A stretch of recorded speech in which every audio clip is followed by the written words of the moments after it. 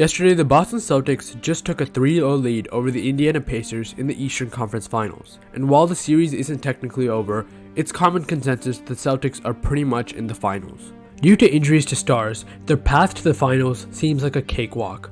But is this the easiest path to the finals ever? Let's take a trip down the depths of NBA history. Back to the 1950s and 60s, the team with the best record in each conference got an automatic berth to the conference finals. In the years 1959 and 1961, the Boston Celtics, led by Bill Russell and Bob Cousy, had to play a team with a sub-500 record in the conference finals, en route to a championship. Bill Russell won 11 championships in 13 seasons. So when you put that into context, does this change how we view Bill Russell and his legacy as the true champion of basketball? Let's move on to 1983, the first season where the current 16-team playoff structure started. There were only 23 teams in the league at that point, meaning almost everybody got into the playoffs. For one seeds, their first round matchups were extremely lopsided. Now with that context, let's bring back the 2024 Celtics into the picture. So far, they've played the 46-win Heat, the 48-win Cavs, and the 47-win Pacers, giving their playoff opponents an average of 47 wins in the regular season. Comparing the average wins by playoff opponents of all 80 teams to make the finals since 1984, that would put them at the 19th lowest. Yes, an easier path, but not the easiest.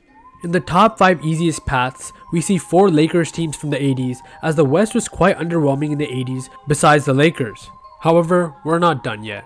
One key problem of this calculation is that it didn't include the injuries that teams have during the playoffs. When we factor in injuries, the Celtics would leap much higher up in this easier path leaderboard. Using basketball wins above replacement, we can calculate how good a team will be when players are injured. For example, in the regular season, the Miami Heat were a 46-win team, and Jimmy Butler was approximately worth 9 wins above replacement. That would make the Miami Heat, without Jimmy Butler, around a 37-win team by doing 46 minus 9. While this calculation isn't perfect by all means, it does a great job of showing Jimmy's impact. Now, let's do the same thing for Boston's next opponent, the Cleveland Cavaliers. The Cavs center, Jarrett Allen, was out for the entire series against the Celtics. However, their superstar, Donovan Mitchell, was only out for the last 2 games, and key player Caris LeVert only missed the last game. To account for the different timeline of injuries, we weighted the win total by game. What that means is, in games 1 to 3 without Allen, the Cavs went from a 48-win team to a 40-win team. In Game 4, that became 29 wins, including Donovan Mitchell's injury, and in Game 5, it became 26 wins, including Caris LeVert's injury. Now, averaging that total over the entire series gave the Cavs a strength of a 35-win team. Just yesterday, Tyrese Halliburton got injured for Game 3 of the Eastern Conference Finals and is unlikely to return. Assuming the Celtics sweep the Pacers, that makes the Pacers a 40-win team for Games 3 and 4. Averaging it out, they're a 44-win team this series. Now, with this methodology, the Celtics have faced a 37-win Heat, a 35-win Cavs, and a 44-win Pacers. This averages out to be a 38.67 win path. Now, doing this process for every single finals team since 1984, we have our new results that have been fully adjusted for injury. The Celtics are tied for first all time out of 80 teams in terms of easiest paths to the finals, including injury. So the answer to the question, do the Celtics have the easiest finals path ever? Yes. 3 Lakers teams from the mid-80s and the 2007 Cavaliers round up the rest of the top 5. The 07 Cavs went up against the Wizards team without Caron Butler and Gilbert Arenas, while the 1985 Lakers, who had the easiest path ever to a finals, took up the top spot because they faced a 36-46 Suns team that missed their top 3 scorers in the first round, and in the Western Conference Finals, they faced a Nuggets team without Alex English and Fat Lever. A season where a team ends up getting an easier path to the final, the reason this tends to happen is when there is high conference imbalance. What this means is that either the East or West is much better than the other one when it comes to the skill level of the teams. This past regular season, East teams only won 42.3% of games against West teams, which is considered pretty low. And in the late 2000s and early 2010s, when LeBron was always in the finals from the East was worse than the West. I'm not trying to discredit LeBron's historic achievement, but rather just providing the facts of why his runs might have been a little bit easier. For example, the 07 Cavs I've already talked about.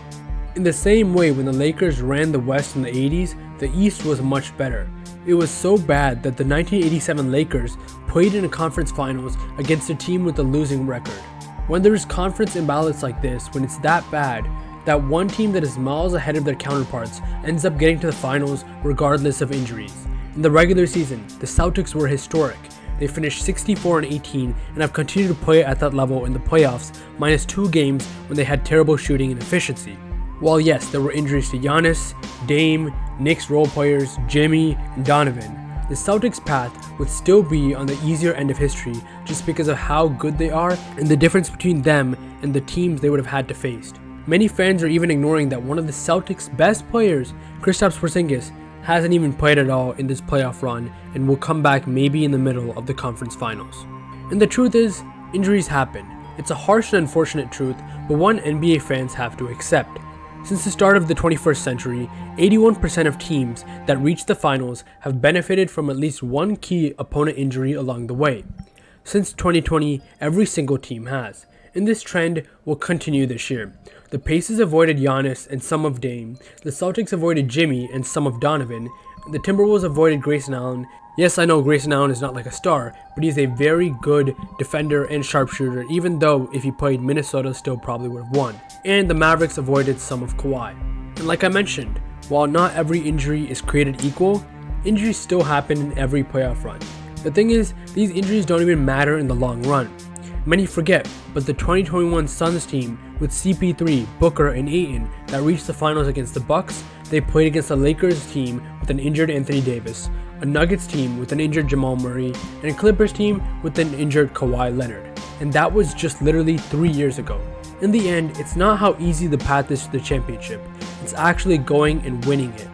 The Celtics' dominance and strength as a 1 seed, matched with some injury luck, has propelled them to pretty much reach the finals already. While the Celtics might have an injury-riddled and easier path, both the Mavericks and T-Wolves are healthy, deep, and bring a very tough battle to the Celtics. When looking back at Magic's Lakers and their battles with the Celtics in the 80s, we always remember the end result. Magic Johnson is cemented as a top 10 basketball player of all time, and his championships are why. You see, for a team to be deemed successful throughout history is actually winning that title that cements a legacy. So although the old playoff structure might have made it easier for Magic to get to the finals, he still had to beat the East's best to get that ring. The Celtics right now in 2024 are one of the best organizations in the entire NBA and have reached the conference finals 6 out of the past 8 years. Now that's a testament to the drafting of Jason Tatum and Jaylen Brown, their player development, and front office moves like acquiring Derek White, who's been so good for them this season. No matter how lucky they've been this playoff run, the job isn't finished yet. But for the Celtics team to finally put all the criticism down and put it away, they need to go out and win a ring. And this just might be that year. Thank you guys for watching. I hope you enjoyed this video on how lucky the Celtics have been this playoff run. I hope you got some cool insight and learned something new. I'll be back in the next one. See you. Peace.